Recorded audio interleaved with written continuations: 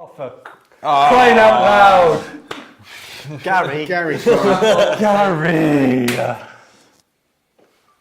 going to start talking about the Homeless World Cup then. Now I'm going to have to segue it. It's a bother. We're going to chat about the Homeless World Cup. Yeah. Which we've had some news. Yeah, it's coming to Cardiff. Spain game. And it's coming to Cardiff next year. And you've had your own little bit of news about it. Yeah. Can we tell you about it? Yeah, tell us about your news. So the Homeless World Cup has been announced. It is coming to Cardiff. Has been announced. August 2019. Yeah. So there's this year's 2018 Homeless World Cup is in Mexico in November. So hopefully with my own money, I'm going to go out and have a look and check it out. And then, not hopefully, we're in for 2019. But I'll give you the backstory on it because I think it's quite a fun story. Yeah, I haven't heard the story because you couldn't tell me I anything couldn't about tell you it. anything. So Tony Colville, who's part of Michael Sheen, the Welsh actors team, messaged me on Twitter and said, would you drop me an email? So I dropped him an email. And he then came back and said, Michael and the team have managed to get the Homeless World Cup brought to Cardiff next year, but we're not telling anybody. But basically, we'd really like you guys, Bigmoose and the coffee shop, because of your homeless connection, to be the chosen sole supplier of refreshments for the whole gig. So it's like an 8-day gig. There's approximately 200,000 people who will be coming into the city. And it's huge. And normally they get Starbucks or Costa to take care of it. But because of our ethos and because of what we're about, they've chosen us as sole suppliers.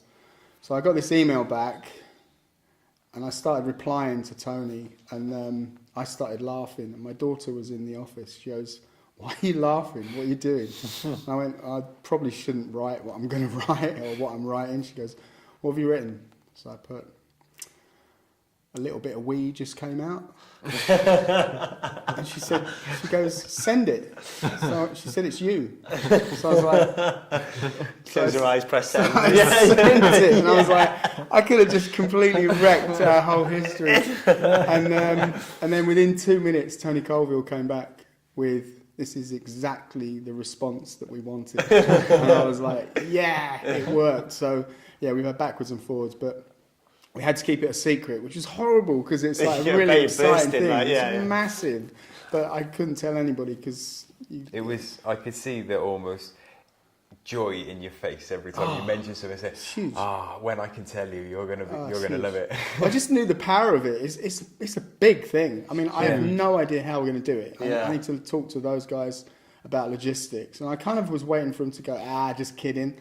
But we had lots of contact so far just about logistics and stuff. But they're going to come to the coffee shop.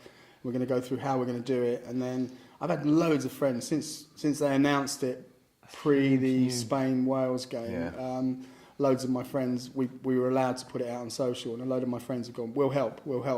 So I have a feeling that what I would like it to do is I'd like it to rally the troops and really raise the issue of homelessness in Cardiff, which is rife, and the drugs and the stuff that's associated with it. And hopefully by Michael bringing, it's a big event, really big event. It's like 400 games. 500 teams. It's going to be massive, and hopefully it puts a real spotlight on Cardiff and Wales and the problems that we've got. And I have a distinct feeling that it's going to help kickstart getting things sorted. We've got some amazing companies like the Woolwich and Clamai and the Huggard and places in Cardiff that are, we've got some phenomenal people, and the leader of our council, Hugh Thomas, is working on housing first and stuff like that. I just think this will put a real focus on things. It's perfect for creating that movement and to get everyone involved and bring everything together. So it's perfect. Everybody we talk to in Cardiff recognises that there's a problem and everybody wants to help. We just need to galvanise. That's focus, isn't it? Come together. And rather than working in silos, come together and unify. There's a team of us trying to get Cardiff to become the first city that's a living wage city. And the First Minister, Carwyn Jones, is actually going to come to us. They've chosen us, which is quite strange because we're very tiny and very... we're very tiny, I'll just leave it at that. But they're coming to us to announce the next living wage increase So there'll be some TV and stuff there, and it's just kind of weird that we've got the FM coming down there, and you go, okay, how you doing, Colin? High-fiving him. And we're a little bit off the wall, so I've got a feeling that we might actually be a bit misbehaved. What do you think he'll order when he comes in? Say what? What do you think he'll order when he comes in? I probably shouldn't say that because you've told me to keep my language down. And I don't want to misbehave or be naughty, so yeah, hopefully it'll be fun. I'm really looking forward to it. Actually. Yeah, absolutely. For me, the one thing, we came in originally way back. It wasn't long after you'd opened originally because we'd seen you on Facebook. Yeah. And it was, this is a cool place to go. So we'll go there. And we had our youngest daughter with us. And we went in and immediately she started being how my youngest daughter is, as everyone here knows. She's infectious. Yeah, very much so. And energetic. yeah, started chatting to Chloe and Meg, and then you came over, and it was the Pay It Forward day, and which was amazing. Everything about it. It was immediate, like, oh, I want to go back there. And then we just keep coming back, and it's this place where we get lost, all of us. And you can see that with so many other people. Every they just time come I to ask Bigmoose, and it's Sydney a community. Where she wants to go, what she wants to do, what you're up to, it's always Bigmoose. It's every. Yeah. Honestly, if I could mic her for you on Saturday, every day, every Saturday. What do you want to do today, and babe? I'm going to Bigmoose. All right. It kind of works because I think the thing with our business is that we don't have rules. Yeah. And whereas if you went into Starbucks or Costa and the staff sort of engaged with the clientele in that way, it would be frowned upon. Whereas we just do what feels right. And we've built a relationship up with you and your family. And that day that you're talking about with the Pay It Forward thing was amazing because you started a movement yourself because you, without embarrassing you, you paid for a lady and her daughter's food because it was Pay It Forward, and then went off about your business, not waiting for her to know that it was you. And then when we went to her and presented the fact that you had paid for her meal, she kind of went, oh, wow, I'd like to do that for somebody else. And it went around the shop 8 times through the next sort of 4 or 5 hours. I was completely oblivious to this. We went to the museum and my signal went. I came out and I was like... It was awesome, man. It was really cool. And we kind of took pictures of people. And we got to the last person, so we were almost... There was nobody else in the coffee shop except this one couple. And the guy Toby White, who wanted to have Wi-Fi, and we've made it a thing in the shop that we don't have Wi-Fi because we want to encourage people to talk and have relationships and build relationships. So you can get your Wi-Fi in 200 degrees. They're a great coffee shop and they've got Wi-Fi, really good Wi-Fi.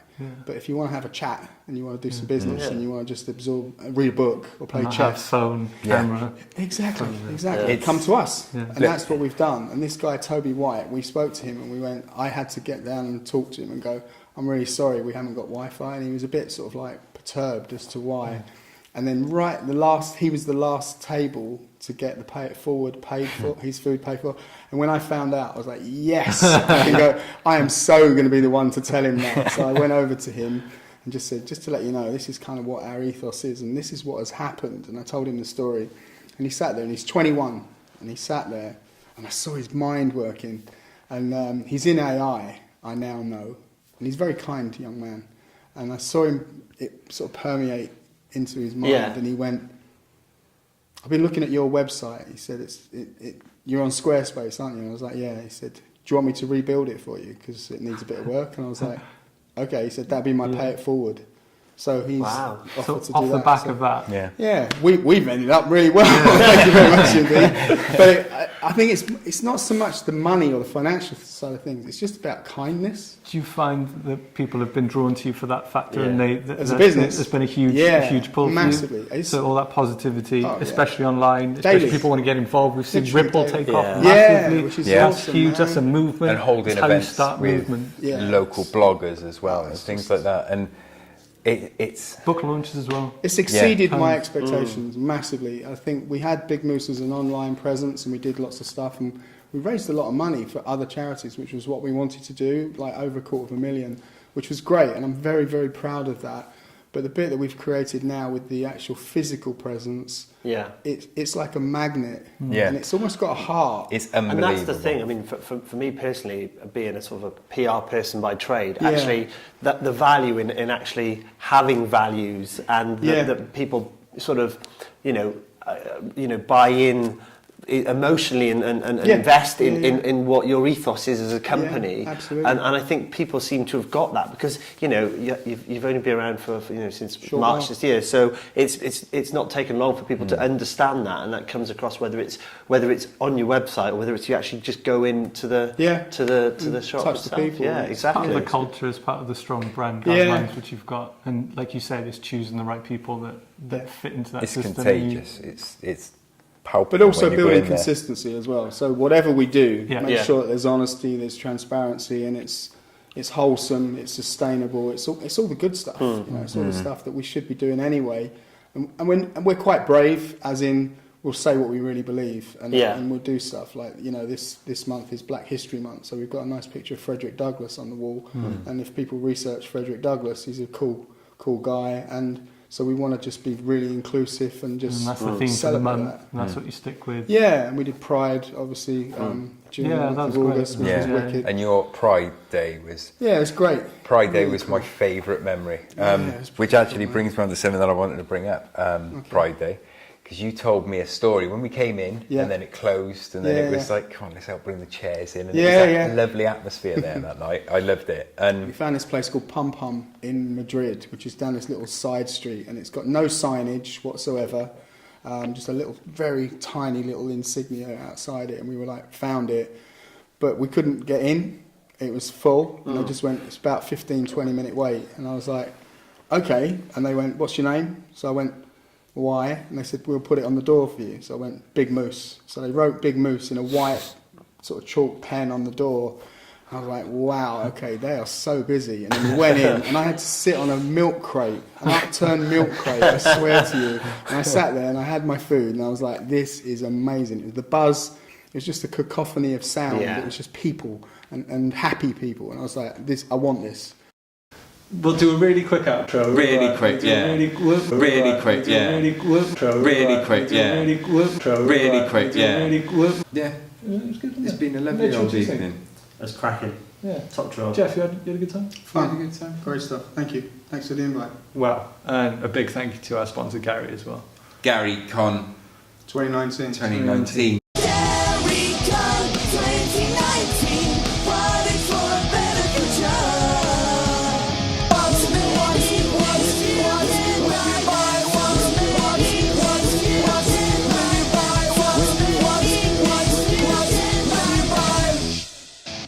Yeah, get down there. Yeah. Now, pre-order. Thanks. There's no pre-order. There's no pre-order. Is it on Eventbrite? It's just get them on the door. It's just On the door. You buy your tickets on the door. Just as you're about to press stop. There's no pre-order. You should Gary's not even there. you should end it on when it says there's no pre-order. Just cut it off at that point. I can't believe Gary's not there. Seriously, that's really pissing me off.